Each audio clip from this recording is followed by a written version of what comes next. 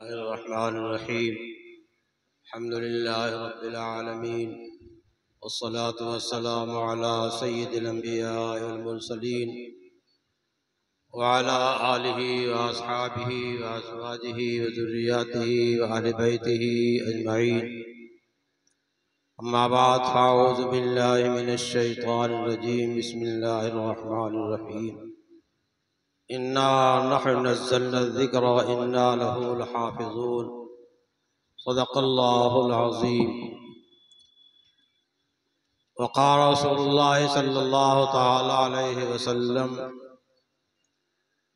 मन क़रअल क़ुरआन फ़स्तज़हरा व अहल्ल हलालहु व हर्रम हरामहु अदख़लहुल्लाहुल जन्नह व शफ़अहु फ़ी अशरतिन मिन अहलि बैतिही कुल्लुहुम क़द वजबत लहुन नार औ कमा क़ाल अलैहि सलातु वस्सलाम।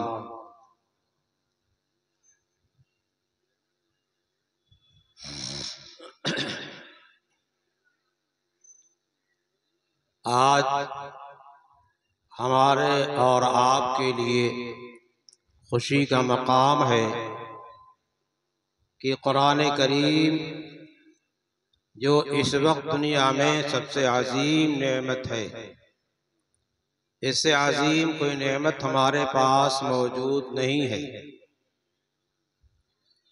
उस कुरान करीम को अपने सीने में महफूज करने वाले चंद तलबा को आपके सामने दस्तार से नवाजा गया। ये सीने में जो कुरान करीम ने हजरात ने महफूज किया है, इस वास्ते इनके सर पे ये दस्तार बांधी गई है। यही कपड़ा हम और आप भी पहन लेते हैं, दूसरे हजरात भी पहनते हैं। कहीं बिछाया जाता, कहीं लगाया जाता है। जहां रखा गया उसके लिहाज से उसका मकाम है। इनके सर पे यही कपड़ा जब लपेट दिया गया है तो उसका मकाम बढ़ गया, दस्तार भी मकाम वाली हो गई और उस दस्तार के जरिए से ये हजरात जो है मकाम वाले हो गए। लेकिन असल मकाम इन हजरात का है। इन हजरात का मकाम इस वास्ते है कि सबसे अजीम किताब कुरान करीम को इन हजरात ने मेहनत करके, जफाकशी करके, रात दिन एक करके अपने सीने महफूज किया।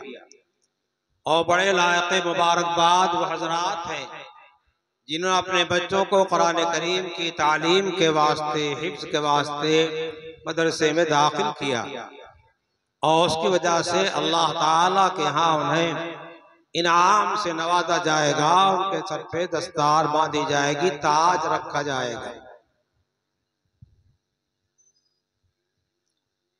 कुरान करीम अल्लाह ताला ने अपने पाक हबीब मोहम्मद रसूलुल्लाह सल्लल्लाहु ताला अलैहि वसल्लम पे नाजिल फरमाया। उसके पहले आसमानी चार मशहूर किताबें जो हैं वो गुजर चुकी हैं। तौरात का भी जिक्र कुरान करीम में है, इंजील का भी है, ज़बूर का भी है और बाज़ सहीफों का तज़किरा भी है। इसी में मुनहसिर नहीं है। हमारा अकीदा अहले सुन्नत वल जमात का यह है कि अल्लाह ताला ने आसमान से जितनी किताबें नाजिल फरमाई, जितने सहीफे नाजिल फरमाए, सब हक और बरहक है। जिनका हमें इल्म दे दिया गया उनको हम जानते हैं, जिनका इल्म नहीं दिया गया हम नहीं जानते। अल्लाह के जिम्मे जरूरी नहीं है कि सब हमको बता दे और हमारे इल्म में ला के रख दे। तौरात में उन हजरात ने जिनके हाथ में तौरात आई, मूसा अलैहिस्सलाम के तशरीफ ले जाने के बाद तगय्युर व तबद्दुल कर दिया, अल्फाज बदल दिए, आयात बदल दी और जो बाकी भी रहे उसकी तफसीर और उसका मजमून गलत बयान किया करते थे, तहरीफ किया करते थे। मजमून कुछ होता था, जुबान से कुछ बयान करते थे। यही हाल इंजील का भी हुआ। इंजील में तहरीफ कर दी गई और जो मजमून बाकी रहे उनमें भी तगय्युर व तबद्दुल होता रहा। तौरात में कुछ लिखा है, उसका मजमून कुछ है और उसके हामिलीन जो है और कुछ बयान करते थे। अल्लाह ताला ने पिछले निजाम को बदल दिया और अपने पाक हबीब मुहम्मद रसूलुल्लाह सल्लल्लाहु ताला अलैहि वसल्लम पर आसमान से किताब नाजिल फरमाई। एक बारगी नहीं नाजिल फरमाई, 23 साल की मुद्दतों मोहलत में नाजिल फरमाया और बहुत सारे वाक़यात पैदा फरमा फरमा करके नाजिल फरमाया। वाक़यात के ज़िम्न में जो चीज आती है वो ज्यादा महफूज होती है। कुरान पाक को नाजिल किया और तमाम किताबों को आसमानी ज्योति मंसूख कर दिया। इसका ये मतलब नहीं है कि किताबें आसमानी नहीं थी या मिन जामिल्लाह ताला नहीं थी, ऐसा हरगिज़ नहीं।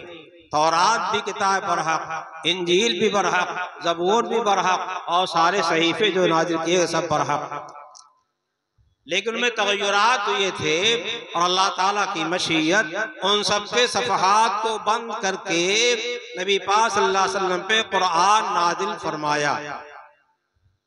जो अकायद और ईमानियात तौरात ज़बूर वगैरह में जिक्र की गई थी वो सारे के सारे कुरान पाक में जमा कर दिए गए। अलबत्ता हर दौर में अहकाम के लिहाज से, मसाइल के लिहाज से इख्तिलाफ होता रहा। आप जानते हैं हज़रत आदम अलैहिस्सलाम का निकाह उनसे पैदा होने वाली हज़रत हव्वा अलैहिस्सलाम के साथ हुआ, उसके बाद नहीं किसी के साथ होगा। आदम अलैहिस्सलाम के जो बच्चे पैदा होते थे, जो दो बच्चे एक साथ पैदा होते थे, उनका निकाह नहीं हो सकता था आपस में। और जो बच्चा एक बच्चा बच्ची एक साथ पैदा हुए और दूसरा बच्चा बच्ची अलग पैदा हुए, उस बच्चे का इस बच्ची के साथ निकाह हो सकता था, इस बच्ची का उसके साथ निकाह हो सकता था। ये आदम अलैहिस्सलाम की शरीयत का कानून बना, मिन जानिबिल्लाह ताला बना। इसी कानून और उस वक्त की शरीयत की वजह से काबिल का निकाह उस बहन के साथ तय हुआ जो हाबिल के साथ पैदा हुई थी, और हाबिल का निकाह उस बहन के साथ तय हुआ जो काबिल के साथ पैदा हुई थी। लेकिन काबिल ने शरारत किया, क्योंकि काबिल सूरत के लिहाज से ज्यादा था और उसके साथ पैदा होने वाले बहन सूरत के लिहाज से ज्यादा थी। बात इसी बात है, खेल बना रखा मोबाइल, जिक्र छूटा, कुरान छूटा, तिलावत छूटी, नमाज तक छूट रही, फजर छूट रही है, ये मोबाइल नहीं छूट रहा। हरदम हाथ में मोबाइल है, तस्बीह चली गई, तिलावत चली गई, इसी में पड़े हुए हैं। दुनिया भर के हालात जो है मालूम करने की फिक्र है और अपने हालात की फिक्र नहीं है, अपने दुरुस्त करने की फिक्र नहीं है, दुनिया के संवारने की फिक्र पड़े हुए हैं। ऐसी न हो सकती। हज़रत आदम अलैहिस्सलाम के दोनों साहबजादों का निकाह इस तरह तय हुआ, लेकिन इंसान के जिस्म के अंदर जो कुव्वते शहवानिया है, हुस्न जमाल की पसंदीदगी है, एक ऐसी आग है, ऐसी चीज है कि वो जो है तरबियत नहीं हुई तो फिर वो आग बड़ी खतरनाक साबित होती है। चुनाचे काबिल के वास्ते वो इश्क की आग, हुस्न जमाल के इश्क की आग जो है खतरनाक साबित हुई। और आदम अलैहिस्सलाम के ने जो शरई मसला बयान किया और जो निकाह तय किया हाबिल की बहन के साथ काबिल का, वो इतनी खूबसूरत नहीं थी, उसने इनकार कर दिया और जिद पे आ गया। ऐसी जिद पे आया कि हजरत हाबिल को कत्ल कर दिया। शरीयत का मसला था और खेला हाबिल के साथ, उसमें हाबिल का क्या कसूर था? और जिसने कानून बनाया है वो कसूरवार हो ही नहीं सकता। उसकी सिफत क्या है? सुभान अल्लाह बयान की जाती है। पाक जात है अल्लाह ताला की, कोई नक्स नहीं, किसी तरह का कोई ऐब नहीं, कोई खराबी नहीं, कोई कमी नहीं, बल्कि इतनी ज्यादा आली सिफात वाला है कि उसकी सिफात की तह तक कोई इंसान और सारे इंसान मिल जाए तो नहीं पहुंच सकते। आ गया मसला, और दिल नहीं संवरा था तो दिल के ना संवरने की वजह से हजरत हाबील को कत्ल कर दिया। ये पहला कत्ल है जो इस जमीन पर हुआ है इसी मुल्क में।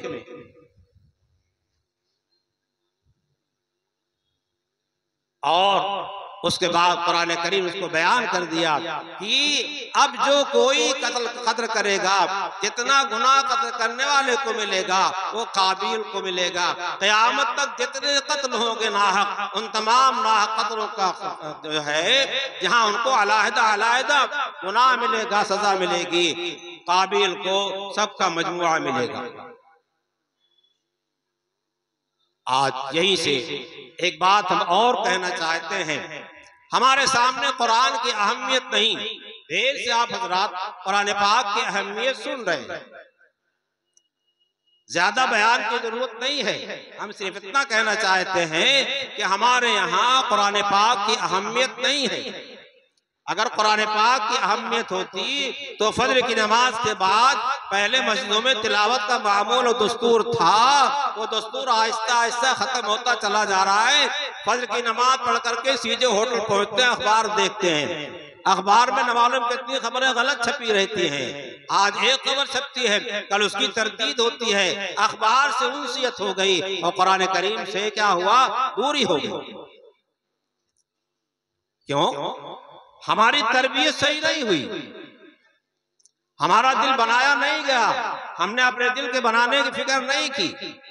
आज हमें दुनिया के सारे फुरूर अच्छे लग रहे हैं, डिग्रियां अच्छी लग रही हैं, बड़ी ऊंची ऊंची मुलाजमतें अच्छी लग रही हैं, लेकिन कुरान की तालीम अच्छी नहीं लग रही है। कुरान की तालीम मशगूल होने वाले कोई बड़ी अच्छी निगाह से नहीं देखे जा रहे हैं, हकीर समझे जाते हैं, जलील समझे जाते हैं, जिसके मुंह में जो आता हो कह दिया करते हैं। इसी कुरान की तालीम को जिंदा करने के वास्ते, मोहम्मद रसूलुल्लाह सल्लल्लाहु अलैहि वसल्लम की सुन्नतों को जिंदा करने के वास्ते, कुरान और हदीस के हिया के वास्ते ये हजरात जब निकलते हैं जो और लोगों के पास जाते हैं कि सारे हजरात का दीन और मजहब है और मदारिस कायम की करके दीन को, मजहब को, कुरान को और हदीस को सही समझाओ लोगों को, तो सुखरिया उड़ा जाता है, मजाक किया जाता है, इन चंदा करने वालों को हकीर समझा जाता है। अपनी मैया के वास्ते चंदा नहीं कर रहे हैं, अपने बाप के वास्ते चंदा नहीं कर रहे हैं, इहयाए उलूम दीन के वास्ते चंदा कर रहे हैं। ये बहुत बड़े लोग हैं, बड़े मुअज़्ज़ज़ हैं, अगर हमारी जेब खाली है, हमारे पास कुछ नहीं है, नहीं दे सकते हैं या वसाअत नहीं है, तो सलीके से मादरत कर दें। क्यों? ये अल्लाह के दीन को कायम करने के वास्ते झोला लेकर उठे हुई है। मोहम्मद रसूलुल्लाह सल्लल्लाहु अलैहि वसल्लम की हदीसों को जिंदा करने के वास्ते, सुन्नतों को कायम करने के वास्ते झोला लेकर निकले हुए हैं और उन्हें हकीर समझा जा रहा है, मुंह में जो आ रहा कह दिया जा रहा है। क्यों? इस वास्ते कि हम दुनिया के चंटकों के मालिक हो गए। हमारे यहाँ बिल्डिंग बन चुकी है, गाड़ियां चलती हैं, हवाई जहाज हम सफर करते हैं और पायलट बन गए हैं और बहुत बड़े डॉक्टर बन गए हैं, बहुत बड़े इंजीनियर बन गए हैं। इसलिए इन मुल्लानों को हकीर समझते हैं। क़यामत के मैदान में जब इनका एजाज देखेंगे तो पता चलेगा कि हमने जिनको हकीर समझा था, बेकदर और बेमिक़दार समझा था, इंदल्लाह ताला उनका क्या मकाम है आज नहीं पता चल रहा। लेकिन सादिक़ मस्दूक़ सल्लल्लाहु अलैहि वसल्लम जिन्होंने कभी झूठ नहीं बोला, कभी कोई जो है बुरी खसरत अख्तियार नहीं किया, कभी बदनिगाही नहीं किया, कभी कोई गलत हरकत नहीं किया है, सारा मक्का आपकी दयानत, सदाकत और आपके हुस्न अखलाक का कायल था। आपसे ज्यादा हुस्न अखलाक वाला, दयानत वाला, अमानत वाला और कई हुस्न जमाल वाला किसी चीज में मक्के वालों ने न पाया न देखा।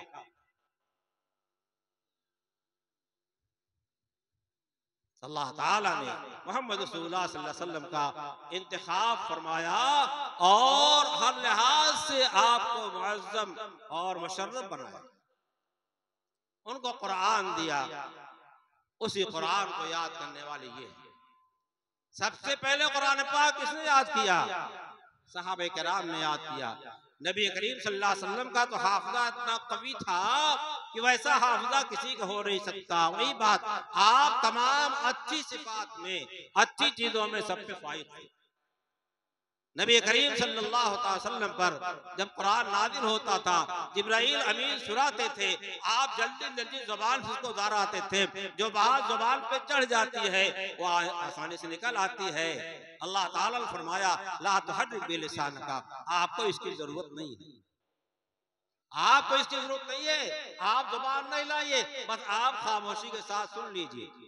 इन्ना अलैना जमअहु व कुराना, हम आपके दिमाग में, दिल में कुरान पाक को जमा कर देंगे, महफूज कर देंगे और आपकी जुबान से पढ़वा देंगे। एक आयत नाजिल हुई, 10 आयतें नाजिल हुई, 20 आयतें नाजिल हुई, रुकू नाजिल हो रहा है, सूरतें नाजिल हो रही हैं और नबी करीम सल्लल्लाहु अलैहि वसल्लम को जिब्रील सुना रहे हैं, सुन लिया और पढ़ दिया। उस जमाने में सिद्दीक अकबर कुरान याद कर रहे हैं, उमर फारूक भी कुरान याद कर रहे हैं। सिद्दीक उमर की उम्र कितनी है, उमर फारूक की कितनी है? सिद्दीक अकबर उम्र के लिहाज से हुजूर सल्लल्लाहु अलैहि वसल्लम के करीब हैं, उमर फारूक सिद्दीक अकबर से करीब हैं और दूसरे साहबे कराम बड़ी उम्र वाले हैं।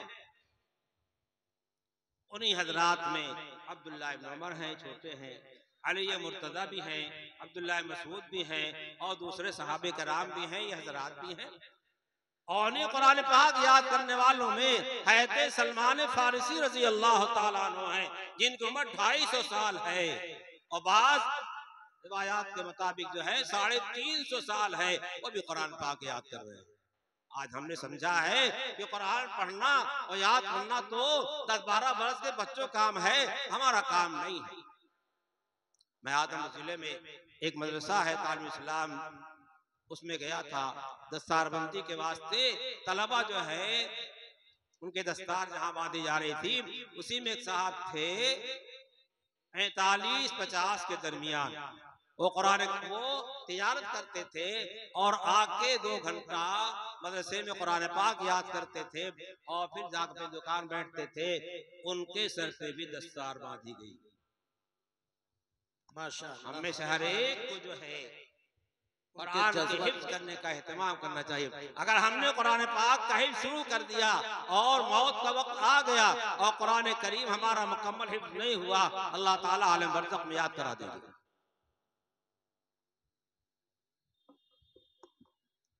ये बच्चे, इन्होंने कुरान करीम को अपने दिमाग में महफूज किया और असली अतिया अल्लाह ताला का है।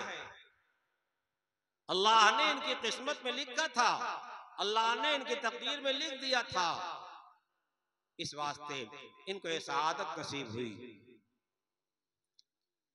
हम भी अपने बच्चों को कुरान करीम हिफ्ज करने के वास्ते तैयार करें। दुनिया की डिग्रियां देख करके हम जो उलमा को हकीर समझते हैं, जरा लौट के आइए। मैंने आपके सामने नबी पाक सल्लल्लाहु अलैहि वसल्लम का एक फरमान पढ़ा है, मन क़रा अल कुरान, जिसने कुरान पाक को पढ़ा, फस्तज़हरहु, और उसे महफूज किया और याद किया, वअहल्ल हलालहु वहर्रम हरामा, कुरान के हलाल को हलाल जाना और कुरान के हराम को हराम जाना, यानी कुरान के मुताबिक अपनी जिंदगी बना ली। पढ़ा, याद किया और कुरान के मुताबिक अपनी जिंदगी बना लिया। कुरान जो अखलाक सिखाता है उन अखलाक को इख्तियार कर लिया। कुरान का अखलाक इख्तियार करता है, बताता है।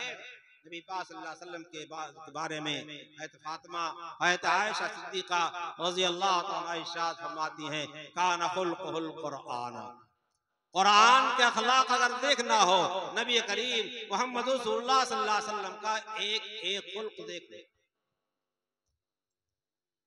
और कुरान तो इजमाल है, नबी करीम सल्लल्लाहु अलैहि वसल्लम उसके मुफस्सिर हैं, इजमाल के बयान करने वाले हैं।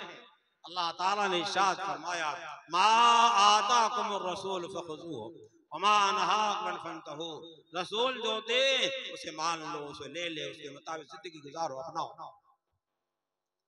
वांज़लना इलैका ज़िक्रा लितुबय्यिना लिन्नास, अल्लाह ताला फरमाते हैं हमने कुरान आपको दिया, आप पे नाजिल किया ताकि आप उस कुरान की बातों को लोगों के सामने वाज़े करके, खोल करके बयान कर दें। आप जो बयान करते हैं उसी का नाम हदीस है। अब इस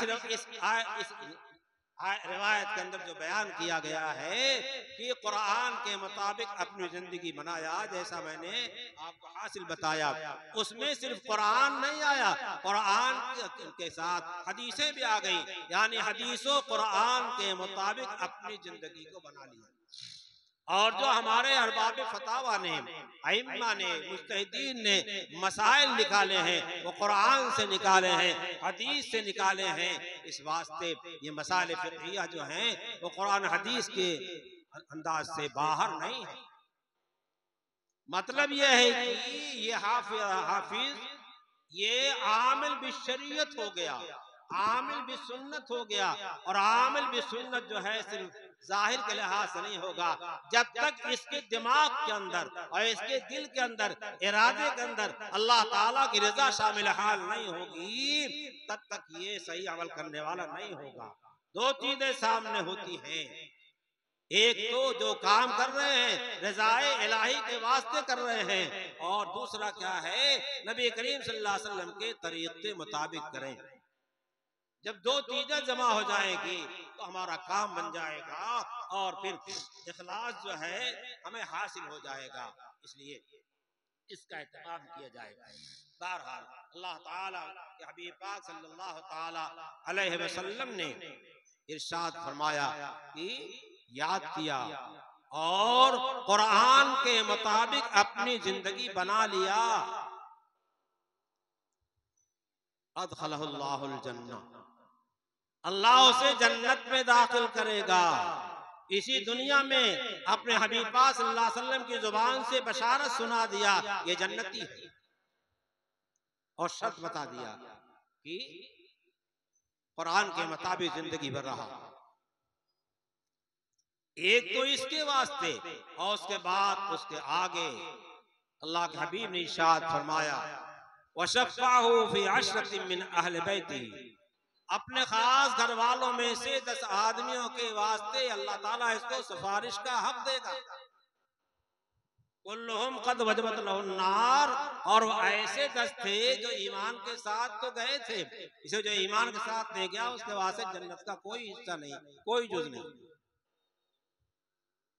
ईमान के साथ गया लेकिन गुनाह ज्यादा थे और गुनाहों के वजह से जहन्नम में जाने का फैसला हो गया। अल्लाह ताला ने फरमा दिया है यह हामिल कुरान उठेगा, बारगाह रब्बुल इज्जत में फरियाद करेगा, सिफारिश करेगा। अल्लाह इसकी सिफारिश की बरकत से इसके घर खानदान वालों में से 10 को सीधे जन्नत पहुंचा देगा। और हाफिज के वालिदैन को क़यामत के मैदान में एक ताज पहनाया जाएगा। उसका सही अंदाजा तो क़यामत के मैदान में होगा, मैदान महशर में होगा। आज उसका सही अंदाज कोई बयान नहीं कर सकता। एक अल्लाह के हबीब पाक सल्लल्लाहु अलैहि वसल्लम ने बयान फरमाई है, इतना रोशन होगा, इतना रोशन होगा जैसे किसी के घर में सूरज उतर आए। इससे ज्यादा कोई और समझाने की चीज नहीं थी, इससे ज्यादा हमारी समझ नहीं है। इस वास्ते सूरज की मिसाल दिया है, वरना उसकी रोशनी उससे कहीं ज्यादा। आलम बाला का मामला है, आलम बाला को आलम सिफली पर कयास नहीं किया जा सकता। निस्बत खाकरा बा आलम पाक, इस खाकी आलम को उस आलम के साथ कोई निस्बत नहीं, कोई जोड़ नहीं। ये ताज जिन वालिदैन को क़यामत के मैदान में अल्लाह ताला पहनाएंगे, जहां अव्वलीन और आखिरीन जो हैं वो जमा होंगे, तो क्या ऐसे वालिदैन को जहन्नम में भेजेगा अल्लाह ताला? जहन्नम में भेजने के वास्ते सबके सामने ये एजाज दिया जा रहा है। अब बताओ दुनिया की डिग्रियों वालों, हवाई जहाज की सैर करने वालों, अपने माल पे, दौलत पे, ओहदे पे, फन पे, हुनर पे फख्र करने वालों, दुनिया के किस फन पर, दुनिया के किस हुनर पर, दुनिया की किस डिग्री पर जो है किसी एक के लिए जन्नत का वादा है, कोई बताए? इसका कोई मुकाबला नहीं है। ये दुनिया की डिग्रियां, दुनिया के उलूम और दुनिया के फनून जो हैं, ये इस दुनिया में पेट भरने के वास्ते हैं, दुनिया के ठीकरे हैं, और ये आखिरत के हीरे हैं, ये आखिरत के हीरे हैं। इसलिए दुनिया तो आज आई कल चली जाएगी, थोड़ी देर में क्या दुनिया से दिल सर्द हो जाता है। जरा एक बीमारी आई, सारा माल बेकार हो गया, सारा एजाज बेकार हो गया, सारा नामनूद बेकार हो गया, कुछ नहीं करता। लेकिन ये तो यहां से वहां तक अल्लाह ताला के यहाँ इज्जत वाले हैं।